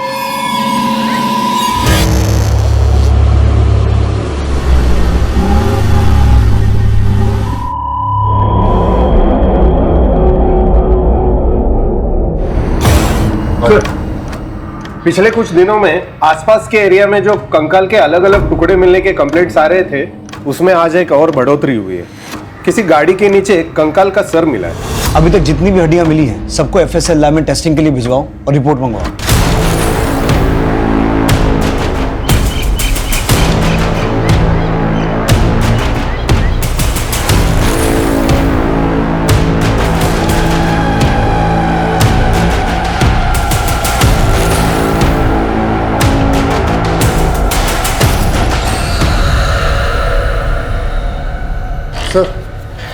सर दिलीप महाजन के बारे में एक बात पता लगी है। सर दिलीप ने हिस्ट्री शीटर दगड़ू सावंत को सुनील को मारने की सुपारी दी थी। नमस्कार बाबू। क्या सब अंदर आ जाओ। आजा गणेश। सब कल रात को मैंने सुनील का पीछा किया, वो जंगल में गया था, वहां एक गड्ढे के पास जाके खड़ा हो गया और काफी परेशान लग रहा था साहब। ये सुनील मुझे शुरू से ही गड़बड़ लग रहा है। जब पहले हमने उससे दिलीप के बारे में पूछा था तो उसने कहा कि वो एक दूसरे को नहीं जानते हैं, तो दिलीप ने उसे मारने की सुपारी क्यों दी? दिलीप और सुनील दोनों को उठा और साथ में उस हिस्ट्री चीटर को, क्या नाम है उसका? दगड़ू सावंत। क्या मैं जान सकता हूं मुझे इस तरह यहां लाने का क्या मतलब है? सुनील जोशी से किस बात को लेकर झगड़ा हुआ था? साहब अब उनका दिलीप महाजन के साथ कोई झगड़ा नहीं है। अच्छा, रोहन को मारने की सुपारी के पैसों को लेकर झगड़ा हुआ था? सर तुम क्या डोका फिर लायत का? हाँ, मैं अपने रोहन को मारने के लिए सुपारी दूंगा? मामला बिल्कुल साफ है। तुम्हें रोहन पसंद नहीं था, उसका ना बोलना तुम्हें खलता था और तुम जानते थे कि सुनील रोहन और उसकी मां का पीछा करता है। तुमने उसका इस्तेमाल किया, सुनील के हाथों अपने बेटे को मरवाया और तुम्हारा राज सामने ना आए इसलिए तुमने सुनील की भी सुपारी दी। अपन बहुत सीधा साधा आदमी है साहब। मुंबई में मोबाइल कंपनी में काम करता था, इधर पुणे में अपना दुकान खोलना चाहता है। साहब अपन कौन सा एंगल से आपको सुपारी लेने वाला लगता है साहब, और वो भी छोटे बच्चे की? सर आप जानते हैं आप क्या बोल रहे हैं? मेरा बच्चा मरा है सर, और उसके कातिल को पकड़ने के बजाय आप मुझ पर शक करें। बार बार एक ही बात दोहरा रहे हो कि मैंने अपने रोहन की सुपारी दी उस सुनील को मारने के लिए। सर मैं 1000 बार कह चुका हूं कि मैं नहीं जानता हूं ये कौन है, सुनील पुनील जो भी है। नहीं जानता ना सुनील को? नहीं। ठीक है,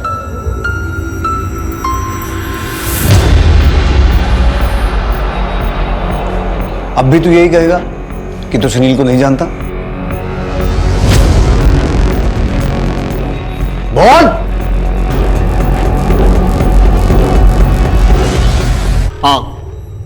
हाँ दी मैंने सुपारी, लेकिन उस साले की किस्मत अच्छी थी कि बच गया साला। लेकिन अगर दोबारा मुझे मौका मिलेगा ना, मैं उसे छोड़ूंगा नहीं, मार डालूंगा सर उसे। रोहन कैसा भी था लेकिन मेरा अपना खून, बहुत बहुत प्यार करता था मैं उसे, अब भी करता हूं उसे। एक तरफ तो तू अपने बेटे से परेशान था कि समाज में तेरा नाम खराब हो रहा है, दिलीप भाऊ का बेटा बोल सुन नहीं सकता, तो अचानक ये हृदय परिवर्तन कैसे हो गया? देख मैं अभी भी बोल रहा हूं, सच सच बोल। सर मैं सच बोल रहा हूं, आप चाहे तो उसे दगड़ू से पूछ लीजिए। हम उस तक पहुंचे उससे पहले कोई किसी और ने उस पर हमला कर दिया। हाँ साहब, और मैंने भी बोला ना साहब आपको कि मुझे सुपारी मिली थी, लेकिन मेरे से पहले किसी और ने काम कर दिया। क्या लगता है सर आपको कि दिलीप सच बोल रहा है? कुछ कहा नहीं जा सकता सुहास। आज के जमाने में इंसान किसी भी हद तक गिर सकता है, ऐसे में हमारा काम और कठिन हो जाता है। दिलीप और सुनील इन दोनों के कॉल रिकॉर्ड चेक करो, शायद कुछ सुराग मिले। बट सर एफएसएल से रिपोर्ट आ गई है। इतने दिनों से जो हड्डियां यहाँ वहाँ मिल रही थी वो किसी एक ही आदमी की, जिसकी उम्र लगभग 25 से 30 के बीच है। और सर ये हड्डियां 9 साल पुरानी है। एक ही आदमी की? कोई 9 साल बाद इन हड्डियों को गड्ढे से निकालकर यहाँ वहाँ क्यों फेंक रहा है? सर ये सुनील भी 9 साल बाद यहाँ आया है। मुंबई में था यार, एक फैक्ट्री में, मोबाइल की फैक्ट्री में। और गणेश ने सुनील को जंगल में एक गड्ढे के पास खड़े देखा था। सर यही वो जगह है जहां मैंने सुनील को देखा था।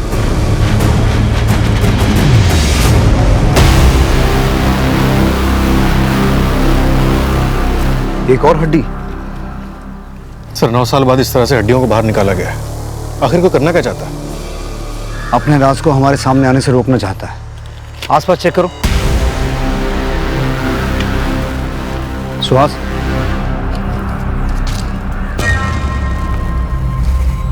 ये तो किसी कार या टेम्पो के टायर के निशान है, और गाड़ी इस तरफ से आई, इसी तरफ वापस गई। और ये रास्ता तो आगे जाके बहुत खराब है। इसका मतलब है इस रूट का जानबूझ के इस्तेमाल किया गया ताकि कोई किसी की नजर में ना आए। हाँ सर, क्योंकि इस रास्ते से तो बड़ी आसानी से आ जा सकता है। आसपास की सभी दुकानें, पेट्रोल पंप, ढाबे, टैक्सी और टेम्पो स्टैंड, हर जगह पूछताछ करो। हर जगह की सीसीटीवी फुटेज चेक करो। हो सकता है किसी ने इस रास्ते से किसी गाड़ी को आते जाते देखा हो। किशोरी को स्टॉक करना, रोहन का किडनैप होना, उसका मर्डर और अब ये गड्ढा, इन सब में एक ही चीज कॉमन है, वो है सुनील। इस सुनील को एक बार फिर उठाओ और पिछले 9 सालों के जितने भी अनसॉल्व मिसिंग केसेस हैं, सबकी फाइल मंगवाओ और इस हड्डी को फोरेंसिक जांच के लिए भेजो। पुणे पुलिस 9 साल पुराने कंकाल के अवशेषों के मिलने और 7 साल के रोहन महाजन के मर्डर के बीच की कड़ी को सुलझाने के बहुत करीब थी। एफएसएल यानी कि फोरेंसिक साइंस लेबोरेटरी की रिपोर्ट आने के बाद पुलिस ने 9 साल पुराने गुमशुदा लोगों के केसेस को चेक किया और 2 लोगों की पहचान हुई। सर, 9 साल पुराने जितने भी अनसॉल्व मिसिंग केसेस हैं, उसमें से ये केस हमारे प्रोफाइल से मैच करता है। 28 साल का गोकुल कदम। गोकुल कदम, इसकी फैमिली से मिलो, पता करो 9 साल पहले की इसकी क्या कहानी है। Right sir.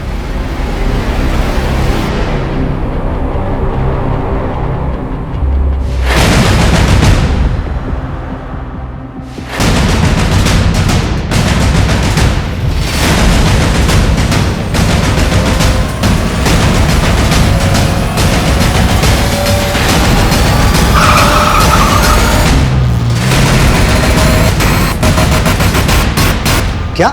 हाँ सर। तुम तो कह रहा था शादी नहीं करेगा। अरे यार, करनी पड़ रही है, बाबा नहीं मान रहे थे।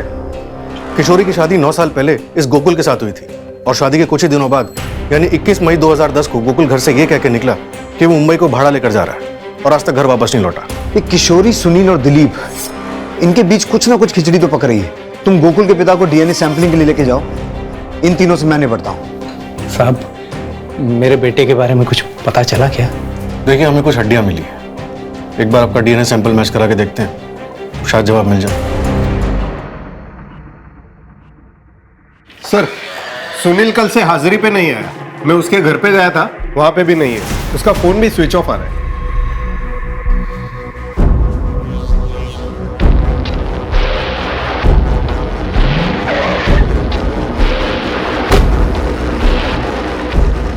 मेरे बेटे के कातिल का मिलना तो दूर, अब मेरी पत्नी भी गायब हो गई, फोन भी बंद आ रहा है उसका। क्या? कितने बजे निकली तुम्हारी पत्नी घर से? 2 बजे नहीं, 1 बजे। एक के बाद एक सारे हादसे तुम्हारे घर में क्यों हो रहे हैं? कहीं किशोरी को तुमने ही तो गायब नहीं किया है? मेरे बेटे के कातिल को ढूंढने के बजाय, मेरी पत्नी को ढूंढने के बजाय आप मुझे ही सवाल पे सवाल पूछे जा रहे हैं सर।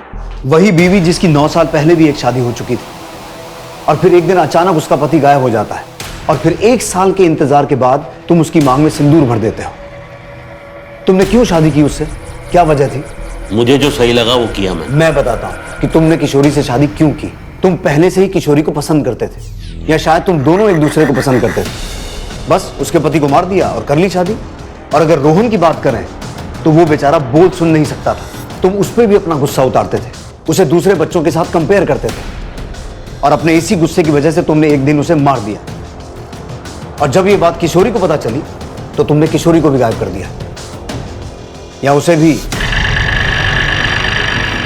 मुझे मेरी बच्ची के पास जाना, छोटी है वो, मेरे बिना नहीं रह पाएगी। क्यों कर रहे हो ऐसा?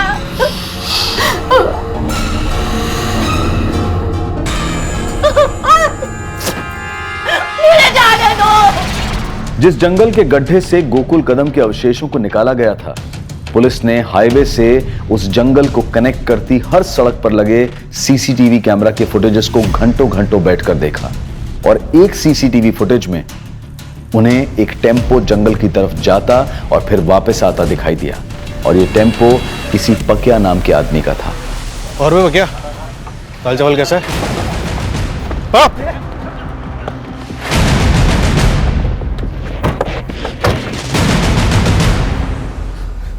मुंह खोलने के लिए और टाइम चाहिए तो बाद में आता हूं। साहब बताता हूँ साहब। साहब, एक आदमी ने मेरा टेम्पो किराए पे लिया था। इन दोनों में से कौन था? इनमें से कोई नहीं था साहब।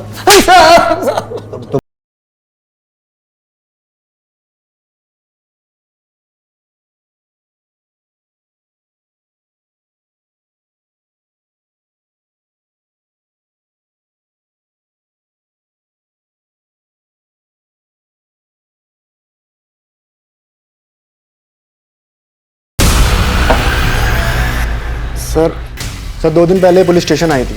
कोई भी तो नहीं है मैडम? सर दिलीप ने हिस्ट्री शीटर जगलू सावंत को सुनील को मारने की सुपारी दी थी। आप लोग यहाँ पे? हमें नहीं पता था हमारे बीच रहकर इतना बड़ा खेल खेलने वाला हमारा अपना ही आदमी है। सुहास, तलाशी लो घर की।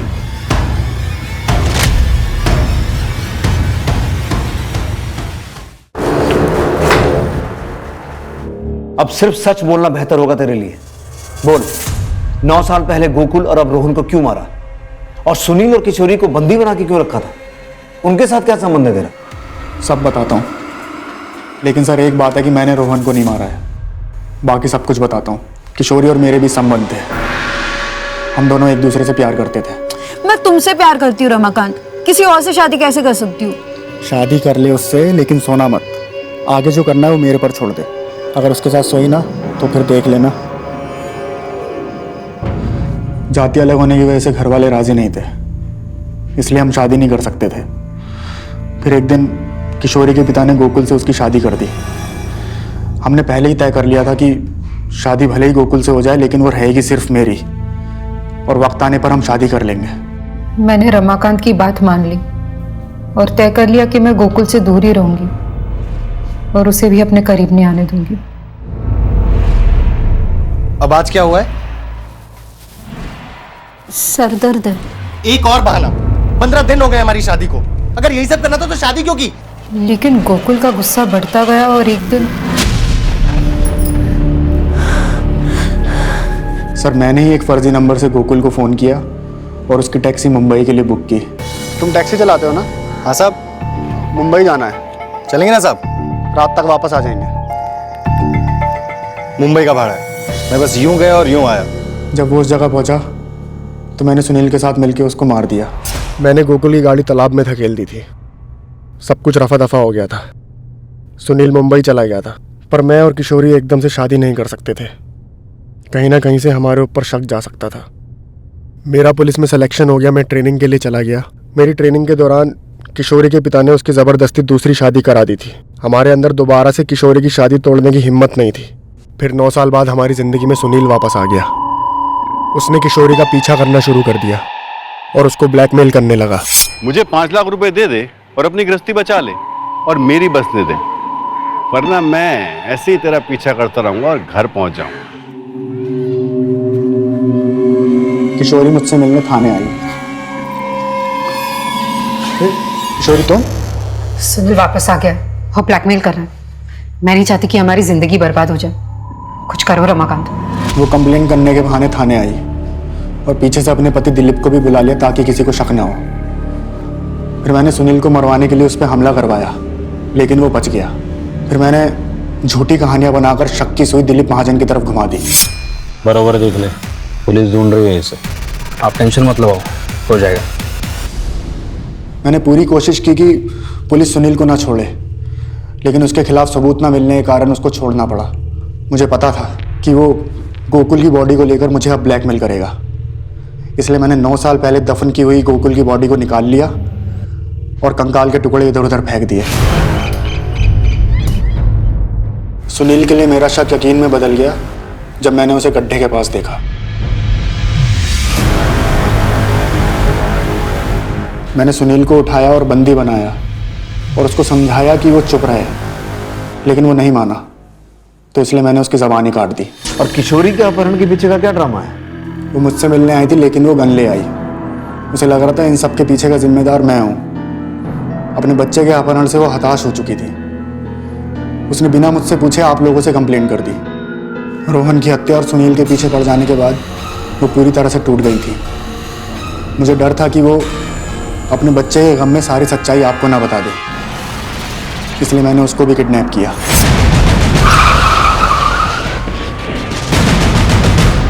तूने सारा माहौल इस तरीके से तैयार किया कि हमारा शक दिलीप पे जाए और ये मामला हमेशा के लिए बंद हो जाए।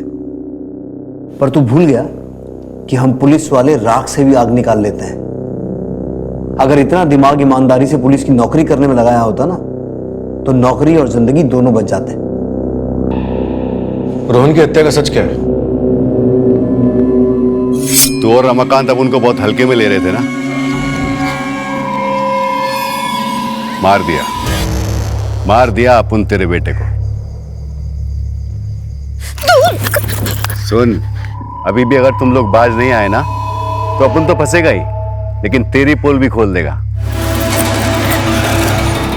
अभी अपन को 5 लाख नहीं 10 लाख चाहिए, वरना अपन तेरे पति को बता देगा कि तेरा एक कातिल के साथ चक्कर था और तूने ही अपने आशिक के हाथों अपने पहले पति को मरवाया। फिर जब मैंने ये बात रमाकांत को बताई तो उसने सुनील पर जानलेवा हमला किया। मैं नहीं जानती थी कि 9 साल पहले किया गुनाह मेरी जिंदगी में वापस आकर तबाही मचा देगा। जुर्म चाहे कितनी भी चालाकी से किया जाए, कितना भी छुपाया जाए, लेकिन एक ना एक दिन वो बाहर आ ही जाता है।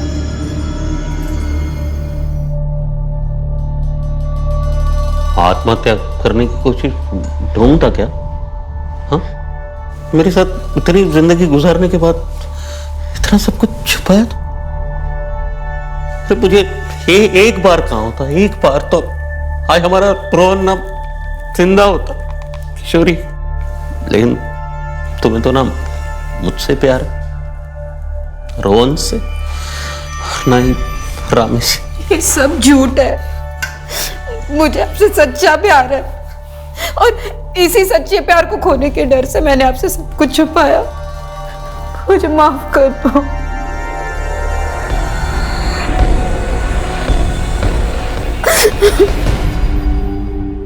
अगर इंसान सही और गलत का फर्क समझ ले, भले और बुरे को जान ले, तो जुर्म का ख्याल आने से पहले ही उसके कदम पीछे हट जाते हैं। लेकिन जब इस सकारात्मक यानी कि पॉजिटिव सोच को कुचल दिया जाता है तो अपराध की दहलीज पार करते हुए समय नहीं लगता और फिर अपराध नए नए रूप में जन्म लेता है। किशोरी ने गोकुल से शादी तो कर ली लेकिन निभा नहीं पाई, उल्टा पीछा छुड़ाने के लिए अपराध के दलदल में फंस गई। वो चाहती तो अपने बनाए इस चक्रव्यूह से गोकुल को अपनाकर खुद को आजाद कर सकती थी, लेकिन उसने आजादी के लिए अपराध का दामन थामा और अंजाम आप सबके सामने है। इसलिए सोचें, समझें और जीवन के हर मोड़ पर सही फैसला लें, ऐसा फैसला जो आपके जीवन चक्र को सुखद बनाए। अब मैं अनूप सोनी आपसे विदा लेता हूं, फिर मुलाकात होगी क्राइम पेट्रोल सतर्क के ब्लैक हेडलाइंस अध्याय में एक और नए केस के साथ। और याद रखें, क्राइम और आपके बीच में सिर्फ इतना फर्क है कि आप कितने सतर्क हैं। सतर्क रहें, सुरक्षित रहें। जय हिंद। इस तरह के और भी एपिसोड देखने के लिए हमारे चैनल को सब्सक्राइब करें और बेल आइकन दबाना ना भूलें।